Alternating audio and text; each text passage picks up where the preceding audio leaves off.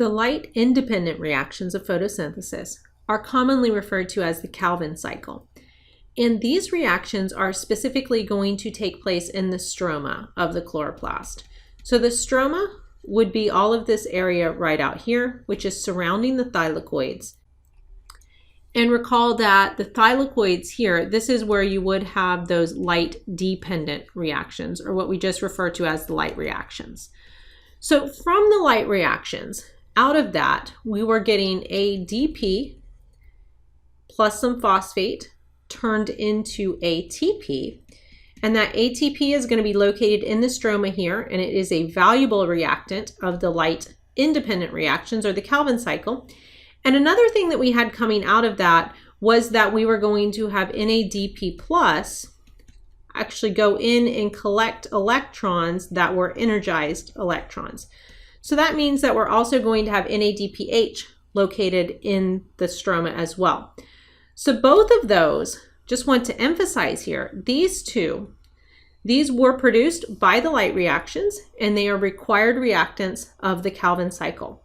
The one other required reactant of the Calvin cycle is going to be carbon dioxide itself.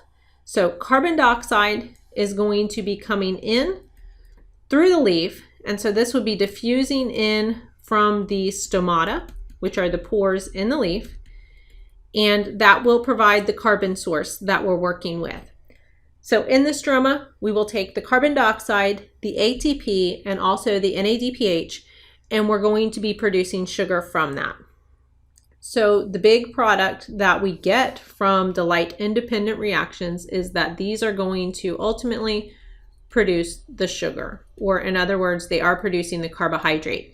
Now, the specific sugar that we do generate is going to be glyceraldehyde 3-phosphate, or what we refer to as G3P. Here we've zoomed into the chloroplast, and we're just looking at this process in a little bit more detail. So in the chloroplast, all of this area surrounding the thylakoids, again, is going to be called the stroma. And the thylakoids, they are involved in the light-dependent reactions, and they are producing the ATP and the NADPH that we're going to require for this Calvin cycle process. Other important things that we need is we definitely need carbon dioxide, which is going to diffuse in from the atmosphere. So that will actually pass through the stomata in the leaves. And then shown here in red is a very important enzyme, which is called Rubisco. And this enzyme here, this is going to catalyze the first step. And so in that very first step, we are going to be fixing the carbon.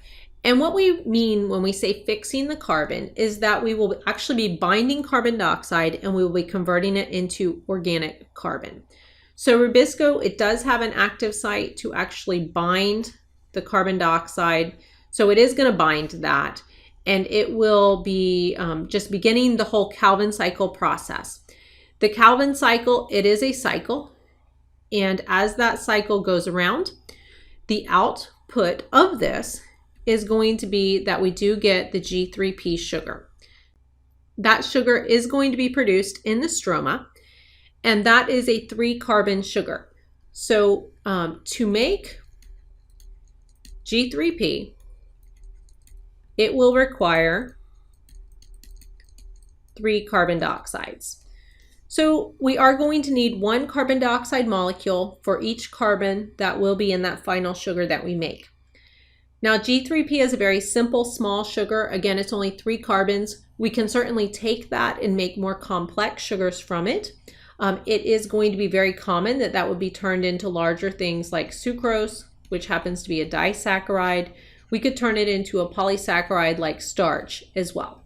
So G3P is really just a starting point here. This is a cycle, and when we run that cycle, the ATP is going to go in and be utilized, and out from it will come ADP and phosphate.